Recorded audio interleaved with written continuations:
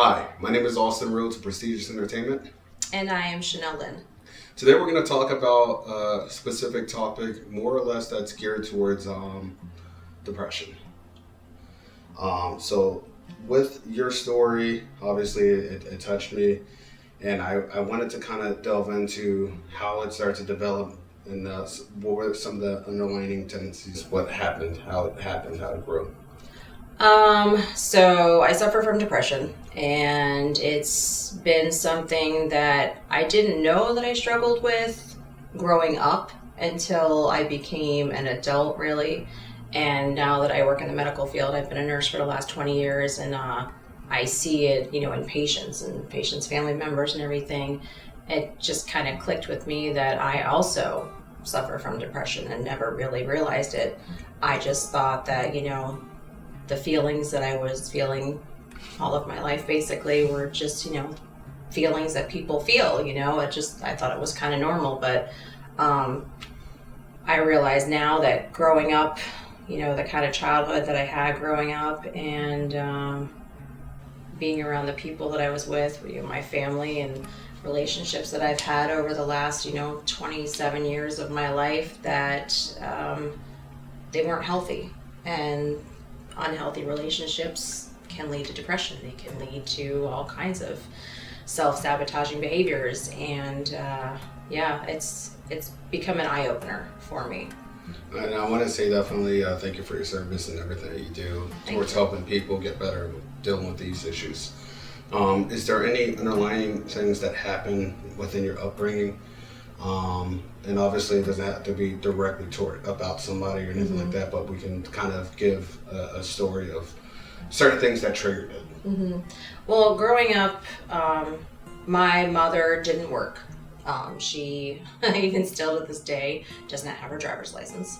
She tried, and she got her permit, and she used to take her test, road test stuff and practice driving, but we had a minor fender bender when I was probably 8 or 9 years old, and that was it. She never wanted to drive from that point. So my dad worked all the time. He worked 2 jobs, 3 jobs. He was a mechanic, worked very, very hard, provided really well for our family.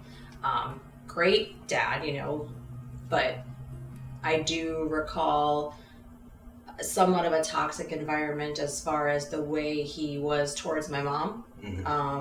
Constantly criticizing, mostly only focusing on the things that weren't done in the house versus the things that were done in the house. Like she cleaned this, but she didn't clean this one good enough. Or, she rearranged this and she did this and this, but, well, why didn't you do that? And it was just a very critical, time frame. And for me personally, I remember, oh gosh, like it was yesterday, my 16th birthday. My parents had split up, and my mom had come back to town for my birthday, and obviously there was it wasn't good between the two of them when they split up. It was not an amicable split. And I honestly think it was just because my mother was at home that day that when he came in, there was no hi honey, happy birthday, anything like that. It was, why aren't the dishes done?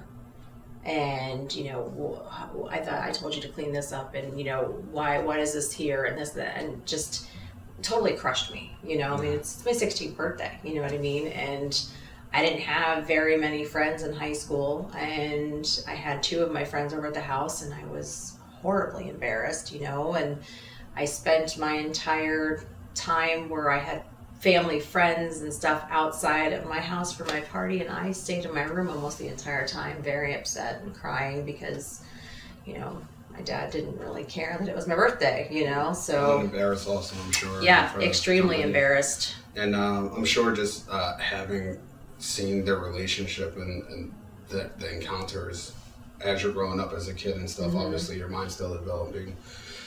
But witnessing that, would you say that when it came time for getting into relationships, when it came time, when you became of age of getting into relationships and stuff, that had an effect towards seeking guys that have those type of traits just because of being subjected to it at a younger age? So what I've noticed as far as, getting into relationships, my first boyfriend, I was 16 years old, and he was not the kindest person. He was very popular in school. He was a football player.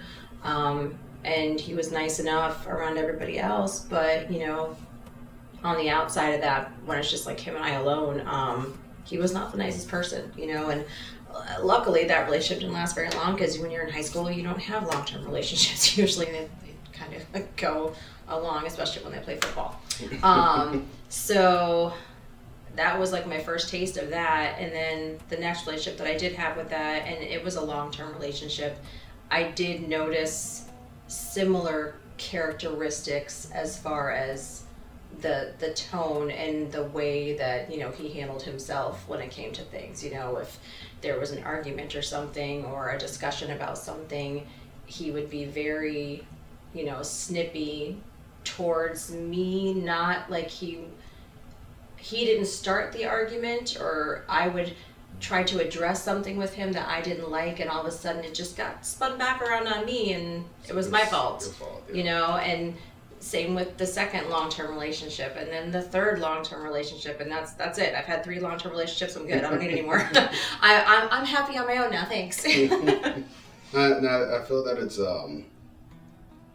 sometimes it's best for us to kind of do some deep searching into finding our inner worth, right? Yeah. And the best time to do that, obviously, is when we're alone.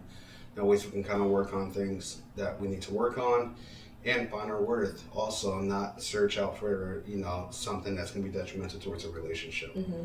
But the second thing that I wanted to also bring up was, did you see an ongoing pattern with at first sight, how they try to wow you? Anything? Oh yeah, of course. I mean, they're all super nice. Mm-hmm. They take the time, and they put forth the effort, and they're really, really nice, and they try to catch your attention, and usually they're very fun, and they're funny, and they go out of their way to make you feel special, and and you feel so good about yourself, and it raises your self-esteem to this point to where you're like, oh, look what I got, you know what I mean? And then it's not much. I would say probably like a year or 2 into it is when the true colors start to come out. When you're settled into that relationship, and you are finally comfortable with that person, to where you feel like as if you can really be yourself, and you can really, speak your mind. And then you come to find out, no, you should never speak your mind, because you're going to be wrong. And no matter what you say is wrong, and no matter what you do is wrong, and your feelings are wrong. And it's so detrimental to your mental health. It just makes you feel like you're irrelevant, and you're replaceable, and your opinions don't matter, and your feelings don't matter, and your feelings are just inconvenient, and it makes you feel small. Yeah, it's awful. It really, really is. And for me, it's set in motion like this horrible depression. And I have daughters. I have 3 daughters, and I don't want for them, obviously, what I went through in life. And of course, I want to try to give them as much advice as I can to, please don't do what your mother did. Please, learn from my mistakes and everything that you've seen me go through. Because they've heard me crying at night. They've seen me to the point of depression where I don't want to get out of bed during the day, or just they'll hear me in the shower crying by myself, because that's mommy's time to just be alone and just sit in the shower and just cry, because sometimes you need that. You just need that release just to get it all out, and I don't want that for them.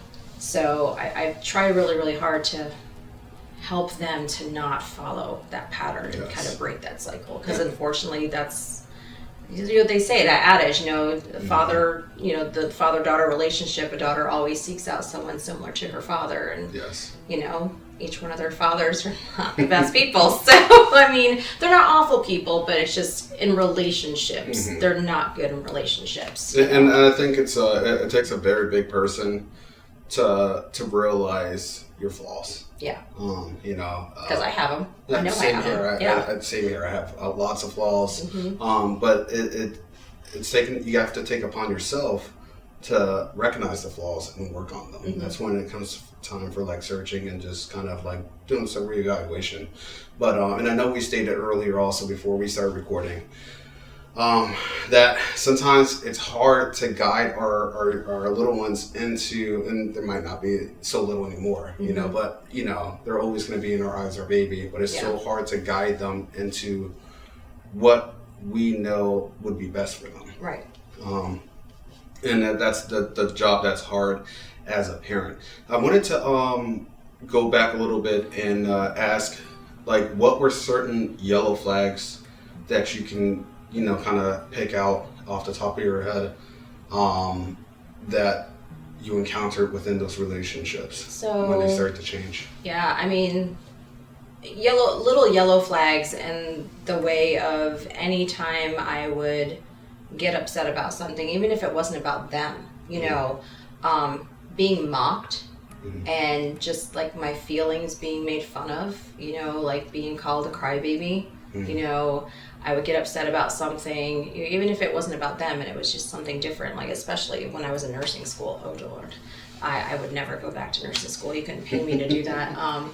But it was a constant struggle just within myself to just kind of keep my mouth shut whenever I had feelings, because those feelings were just completely irrelevant to that person. You know, I didn't have that kind of relationship where, you know, like, you know, a husband and a wife being, you know, like best friends to where they could talk to each other about things and confide in each other, because I thought I did have that. And I would try to talk to them, and there was just no back and forth. It was more along the lines of just me talking to them and them looking at me and thinking I'm crazy and calling me crazy. That's always the fun part, is being called crazy just because you have feelings. But those were the hardest parts, you know, just constantly seeing that and then just learning to kind of keep your mouth shut and just internalize everything. And I mean, I guess I can kind of thank them a little bit, because it did make me very, very strong. You know, I'm a strong woman now. Not that I wanted to be. I didn't want to be weak, but I don't need to be this strong. It would be nice to kind of have a happy medium there. But yeah, those were some of the yellow flags. And then, you know, obviously those yellow flags turn into red flags. But for whatever reason, most people don't tend to walk away when they start seeing those red flags, which is very unfortunate. You know, you would like to think that you're smart enough not to be in that kind of a situation, because, you know, women, you have friends and you have, you know, family members or whatnot, and you see those relationships that they're in, and you're like, oh my God, like, why are you still there? Why are you still with that person? Why are you still doing this? And it's so much easier to see that on the outside for somebody else and try to give them advice. But when it comes to your own, you want to think you're smart enough to see that and smart enough to walk away from it. But it's just really hard. It's really difficult. I think it gets really challenging also. And we touched on this when I was talking to the director from the domestic violence shelter, that it's not always easy from someone that's looking from the outside in, because they can say all the things that they see. However, when you're inside and you've been already isolated away from your friends and family, there's financial situations that get you a sense, it makes you feel like a sense of entrapment, because if not being financially set, and now you have to kind of go back and ask for help sometimes. And there's plenty of opportunities and stuff out there, but the resources and stuff is kind of hard to locate, especially when you're in a situation like that that's stressful. You know, and you're already dealing with previous depression and stuff like that. So all of these issues kind of like build up, and it can kind of make you a little bit more cloudy in other words. So when people see from the outside looking in and they're talking about this type of stuff, and they're like, oh, why are you still with this person? Like, do you not like see how he's treating you and stuff like that? It's because you've already been put underneath that spell. Yeah. So it's kind of hard to kind of wake up. Yeah. And the hardest thing about it too is, like, you think of domestic violence and you think of, you know, a person getting beaten, you know, and held prisoner and just, physical. That's what people mostly think about with domestic violence. They think of physical, but it's emotional too. It's crippling when someone who you trust and you have in your relationship that you think that you can have a, cohesive relationship with, and it's your partners.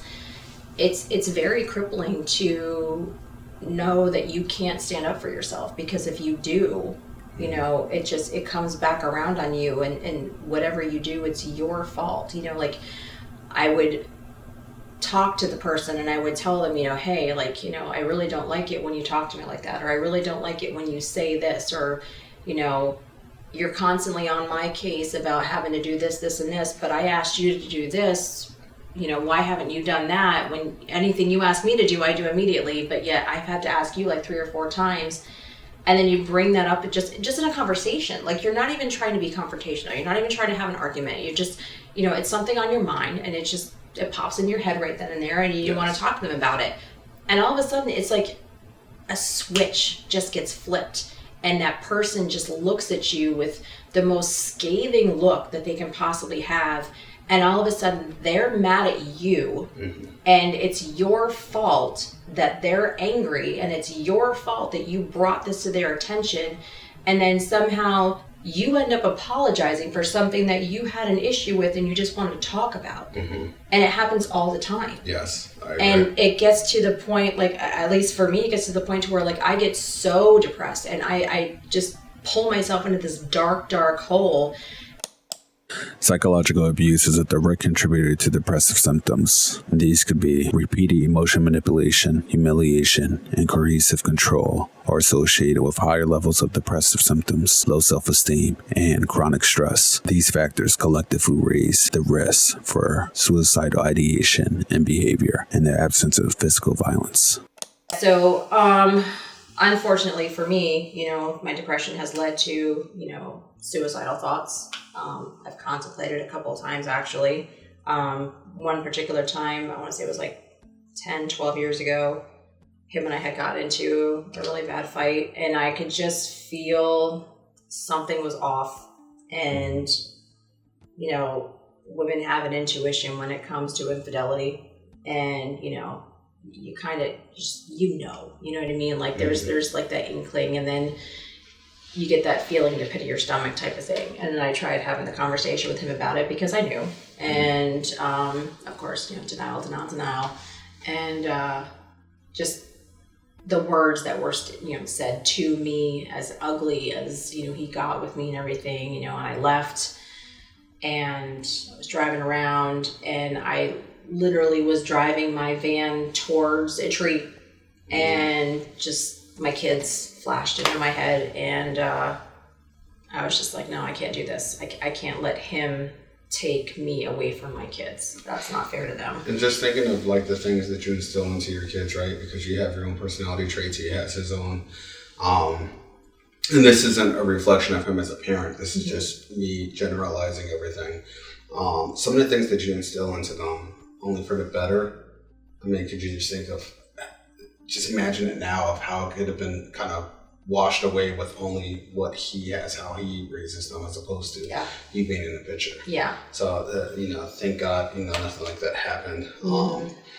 But that definitely tells us, how low at a point you were mentally, and how small you must have felt. Yeah.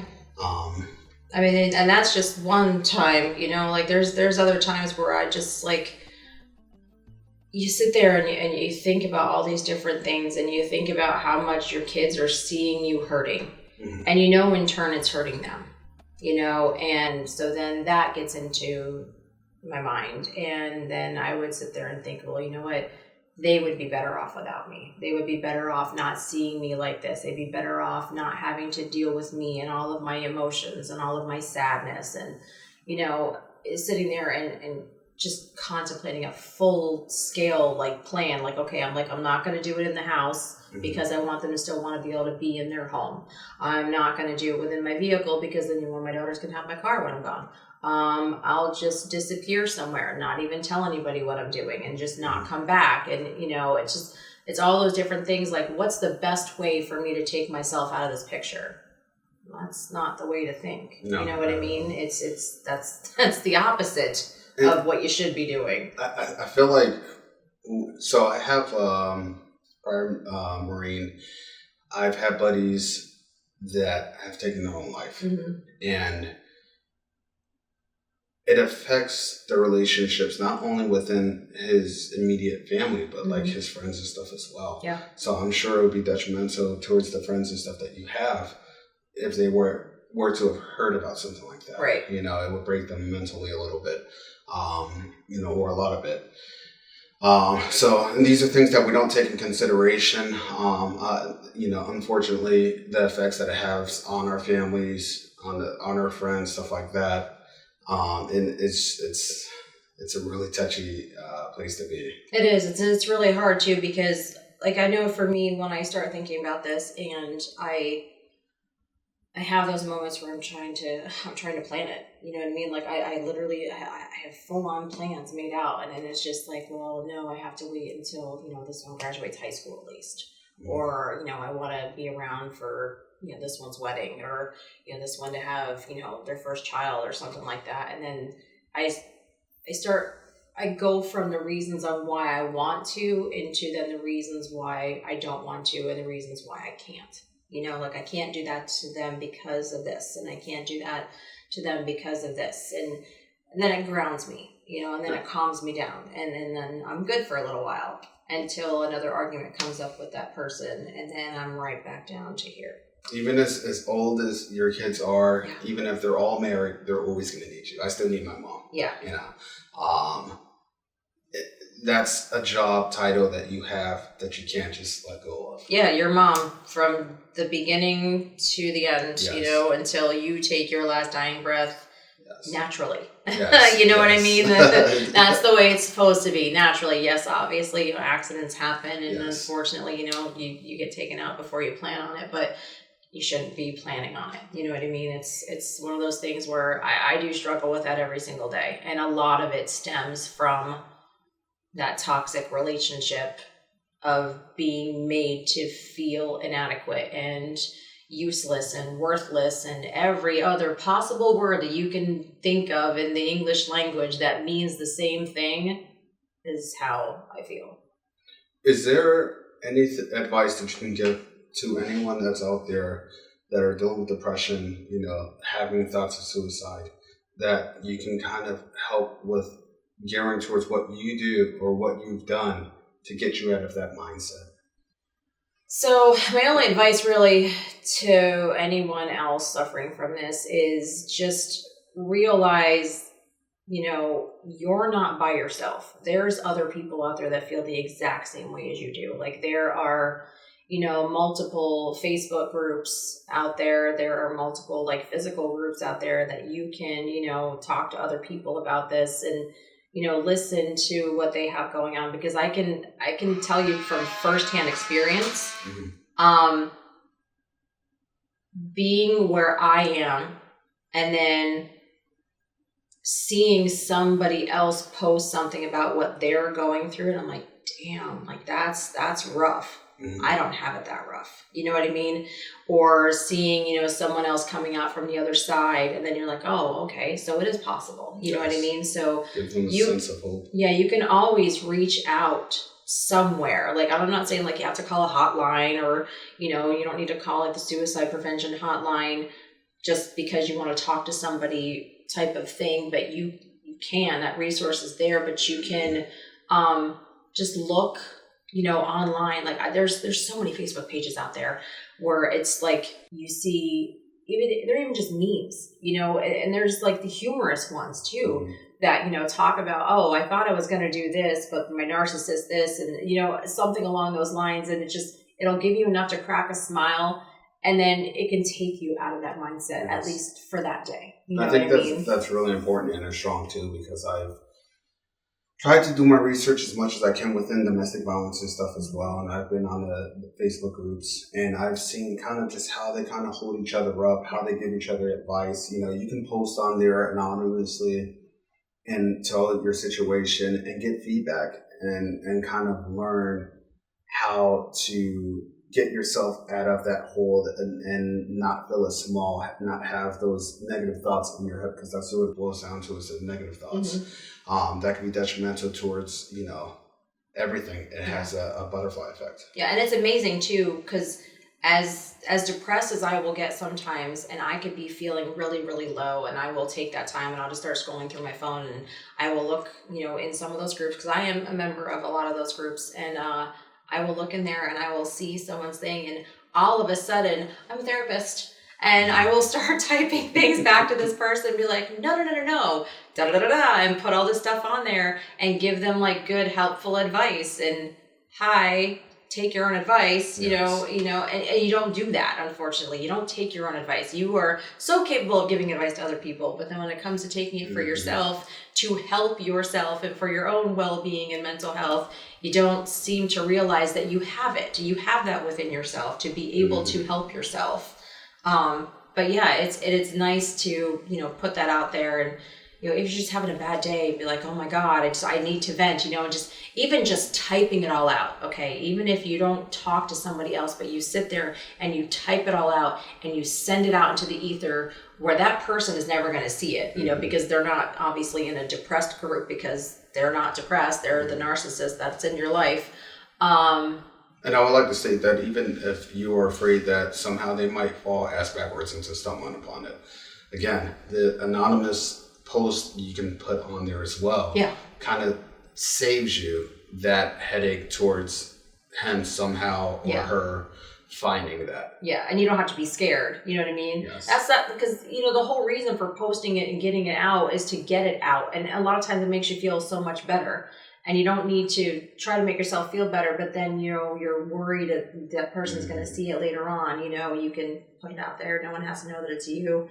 And they're going to read it and realize it's them, but guess what? Narcissists think alike. So it could be Joe down the street that did the same thing to his wife. So, that's my biggest, advice to people, is just, even if you don't have someone physically to talk to, there's, social media is out there, and you can post it, anonymously and find a group or whatnot to be able to talk to someone and just get it out there, or even just, writing it, just write it. You could even just get a laptop and just type away and put all your frustrations in and everything, and then just delete it. You know what I mean? Just get it all out and then just delete it.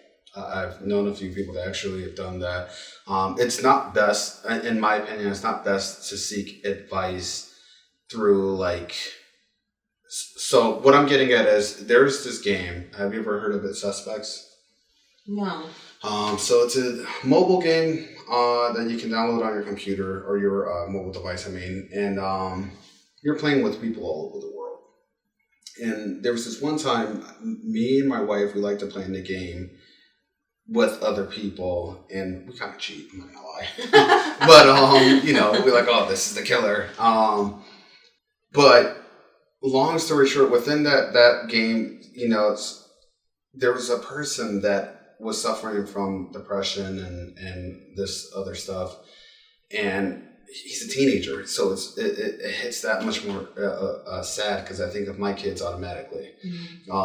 Mid-teens, and people were claiming that he was the suspect. That's part of the game, and he wasn't. And then people started talking about him and just saying nasty things.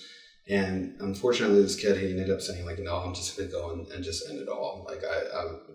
My girlfriend broke up with me, and all of this stuff. And me and my wife actually reached out to him. We're like, hey, buddy, we try to talk him out of the negative mindset. At that time, I was doing bodybuilding and stuff. He actually I'm getting goosebumps thinking about it right now. But he actually liked the sport of bodybuilding. Oh. And he wanted advice. So I reached out to him on Instagram and stuff and just gave my advice and tried to get him out of that hole. Right.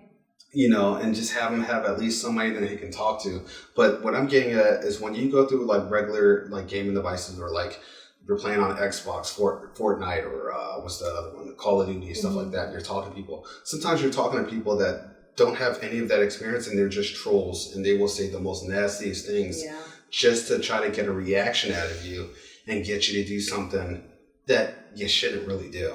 Yeah. So with using the things that we talked about, such as Facebook, groups and stuff like that, that's a little bit more of a sacred place where you can have people to talk about these situations amongst each other and really kind of learn and get yourself out of the negative thoughts.